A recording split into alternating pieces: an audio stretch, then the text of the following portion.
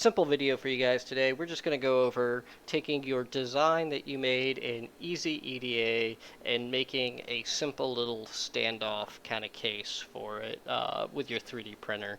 So we're going to go into EasyEDA and we're going to export our design so that way we can import it into Fusion 360 and just draw up a little plastic case here that we can put on the bottom, just that way we don't have to worry about accidentally shorting it out on something while working with it. And I'll put the STL file on my GitHub and link it down below for you guys, because I know a number of you have this PCB now that I designed, so you're welcome to just 3D print it yourself, and that way you got something going on. My original thought was to make a little clamshell for it, but I decided there's really no need for that fancy of a case. We'll just make something quick and simple that we can 3D print in an hour or less. So I just wanted it kind of simple like this. So let's get to it. Okay, so first thing you gotta do is get into EasyEDA, where you designed your circuit board, and you were like me and already ordered the circuit board and realized like you're a total idiot and that these drill points are not like, exactly 3.5, something super simple to remember and go by the standard size of it. So now it is not very easy to just go draw it in like Fusion 360, because you're like me, you're stupid. So we're gonna export this. So we go to export and we go to export DXF, and then we don't need the vias, we don't need the tracks, we don't need the silk screen, we don't need the surface pads, through hole pads, or non-ported. We only need the drill, and it by default will also have the outline of it. So now we have exported it. Let's just open it up real quick and make sure it looks about right. Yep, see, we have our drill and that. So this will work for us now that we've exported it. Let's go open it up in Fusion 360, which I don't even have open yet. So let's open up Fusion 360. Okay, so we're in Fusion 360, so now we need to insert our DXF that we just ran. So we're going to put it on this plane here, select the file, and that. And there we go. Now we have the basic footprint of this already in here. Now, fair warning before I get into doing any of the design here, I'm a little rusty on my Fusion 360. I haven't opened it in at least 6 months, so bear with me as we make this.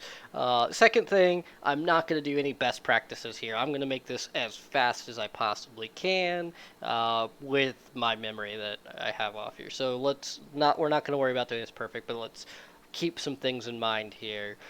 First of all, this is exactly the size as the PCB is going to come out, which means these screw holes are the size of the drill hole, so they're too big for whatever thread you're going to run through there, unless you oversize these and you plan on putting a nut skirt, but that's not the plan. So we're going to first need to make the square bigger to make it kind of have a little bit of a lip there, especially if you were going to make a clamshell. You're definitely going to have to make it bigger, but we just want this to be a little, the square itself to be a little oversized, so there's a little lip to it.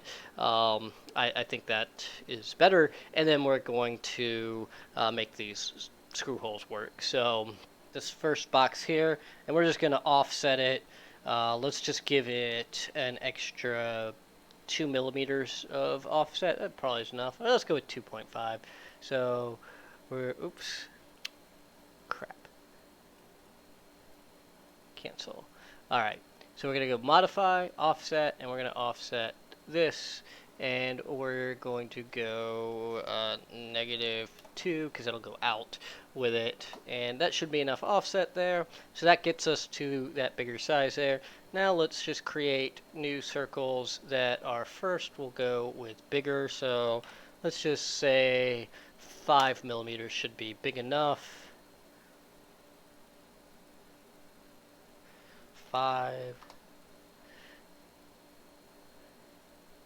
And you cannot use the offset tool with radiuses or circles or anything like that. So that's why we're just going to manually just go, all right, now we're 5 millimeters. Now let's make a circle that is smaller than the original. Let's just go with like 2.5 there and just continue to do that for the rest of them.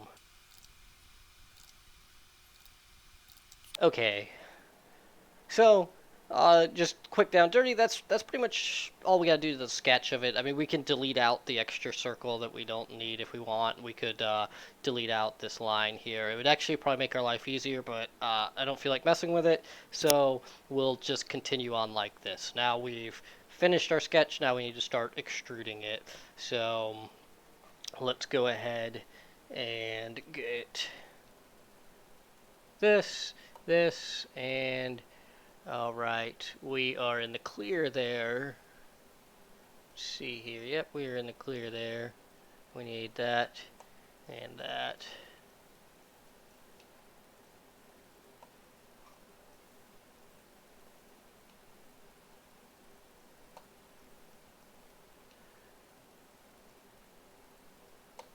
And so we've now selected all of that. Let's go ahead and extrude this up. So we can go with, and we did not need to actually select that third thing. Let's just go up 3 millimeters. It should be plenty of size. And you could just screw directly into that if you wanted to. 3 millimeters is actually a little excessive. Let's do this again. And we'll actually do it the other way. So that and that. Go up 2.5. Let's just go up 2. Just go up 2 millimeters. That's enough. 2 millimeters is enough. All right. And we need to turn this back on so we can see it.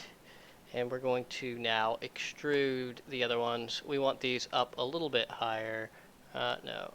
God damn it. God damn it. There we go.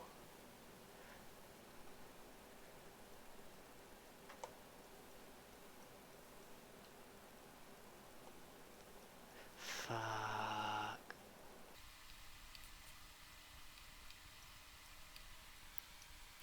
Okay, extrude that, and so we want like, I don't know, let's give it 3 millimeters of standoff from the base. So we went up 2, so let's go up 5. Let's go 5.5.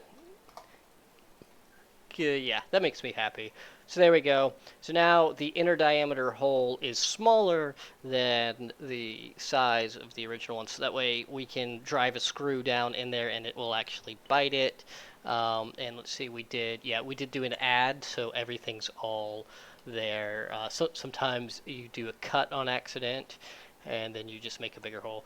But yeah, that's the design. We're done. We've created it. Now we just need to get the body out as an STL that we can work with our 3D printer. So just save as STL, and yeah, there we go. We'll just save this as case for EEprom. Yeah, it's not really a case for EEprom, but you know what it is for the programmer. So that's all. We spent all of 10 minutes designing it. Yeah, sure. We did not do any best practices. We got a bunch of extra stuff in the sketch that we don't need.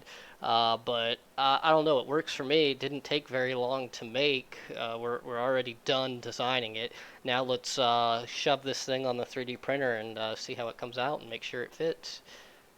Can Fusion 360 do 3D printing? Yes. Do I know how to do that? No, I've never tried. So here we are in Cura, because it's what I always use. Let's slice this and put it on the thumb drive. Let me put the thumb drive in. Got the thumb drive in. Ignore all of my settings. Just haven't paid attention to them lately. 55 minutes to 3D print this. So yep, I'm trying to use, there we go. Let's try to use Fusion 360 kind of controls on here, but I think the controls on this are similar to Blender, but I've never used Blender. I don't know. Yeah, somebody tell me if you know the mouse controls, the zoom in and all that for it. But yep, save to removable device. We got it on there. Now all we gotta do is load it up into our Ender 3, which is what I have. Whatever 3D printer you have, do your settings at work. Just make sure you get like an infill of more than 30%, or else these little guys will break off. At least I've run into that in past ones. I don't know. The walls might be thin enough on this so there actually is no infill on there. Easy way to check is to just change the infill settings. See if it affects the time at all or the amount of plastic. Where's infill? Infill, it should be like right around here. No, it's near the top if I remember right. There we go, infill. Let's just go to like 10% and see if that changes. It does change it, so something does have some infill, but back to 60. Alright, cool. Yeah, and that's it. So let's pull it up on the 3D printer and take a look. Okay, so let's ignore this giant mess back here from sheetrock.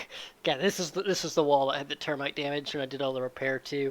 Yeah, sheetrock kind of made a mess on this shit. It was all over here too. I had to clean it up. I need to clean this table up. This isn't my workbench. This is next to my workbench. Workbench is this direction right here, and this is my table that all my shit just gets pushed onto when I'm done with it on the workbench. These are from parts ones. By the way, as you can see here by all of the things, so many things on here, programming this isn't going well. I'm having difficulty. I can read it, I can erase it, but for some fucking reason I can't write to it. Oh well. Okay, so back to what we're working on. I forgot to put the SD card in it. SD card into the machine. I already took care of leveling the bed and everything earlier, so we don't have to do that. So tell it to find it, print from TF, and print from the, or just print the design we just made. And that's it. That's all there is to 3D printing. If you've never 3D printed before, if you are here from instrument cluster repair and all of that stuff I do on my channel and you've never used a 3D printer, it's pretty much that simple. You put this thing together, you buy the right type of plastic, you put it in it.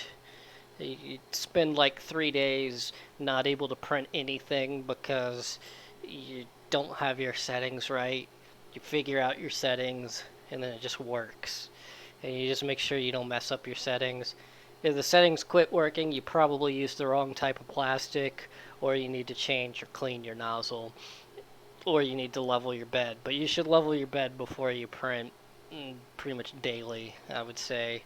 That's my opinion. I don't know. Maybe you don't really need to level it that often, but every day that I use it, I re-level it. Like because it could have changed overnight. But other than that, like I don't do it every print. I know some people do. Some of them now, like I think the new Ender whatever, I think Creality Ceiling, I think it already comes with the pre-bed leveling thing where it's just got a little touch sensor and doesn't. I don't know. I don't own one. I own the Ender 3. You can get these things for less than $180 shipped from China. I'm a huge fan. By the way, it's not sponsored. They did not sponsor this video, but I like their product, so I don't mind talking about it. So we're gonna let this fast forward, or I'm gonna stop recording for a minute, and then once it starts printing, I'll record some of the printing, and we'll take a look. It may fail, it may not fail, I don't know. I leveled it, but I didn't clean it. These glass ones you should clean every so often with some rubbing alcohol. It helps it get better adhesion to it. You can also take a glue stick and put a glue stick on there and then clean it off. But yeah, alright, I'm gonna stop recording for a minute.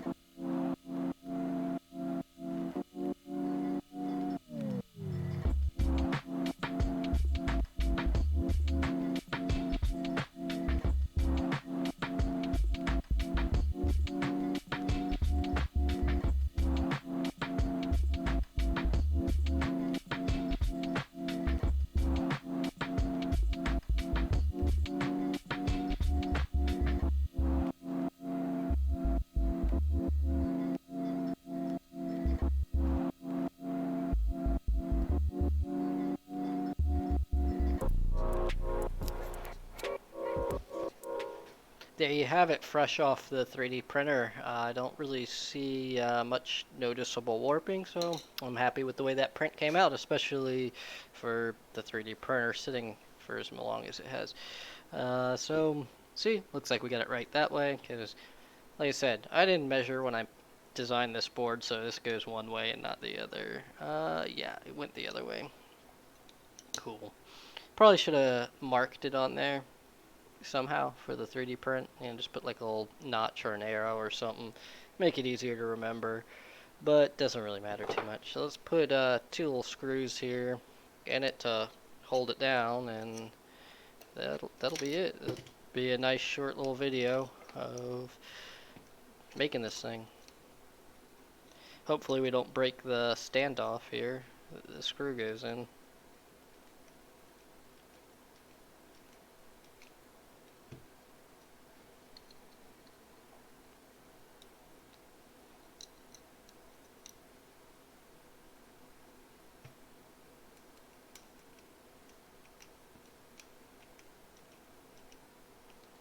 And there we go. We're done. 2 screws is enough to hold this thing in. And there, now we have something so we don't accidentally short this thing out touching something, but not too crazy. We don't have anything blocking us from reaching our USB port or getting to our things.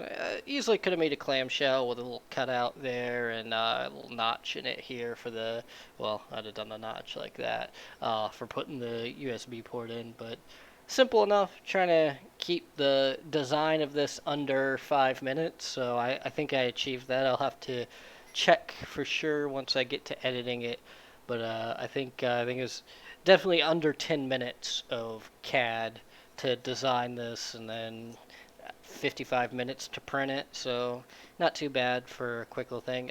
Should have given it just a hair more. That way you can see it. Just a hair more length there, so the screws didn't stick out all the way.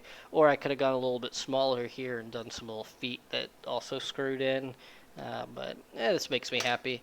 It's simple enough. Use a shorter screw, you won't have the problem, or put a washer on top of the screw, that'll solve it. Or just redesign it.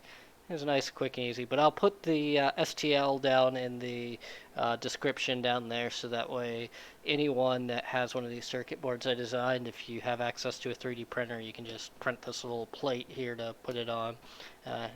With it only having the 2 screws, it now wobbles. I think I'll put 4 of them, just because there's things sticking out there. That's my fault. Maybe I got some little sticky feet I can put on there, and that'll solve it. But so now I have 2 of them on feet here. This is just another one I did real quick. So all right, well, I hope you guys liked the video, and I'll see you guys in the next one.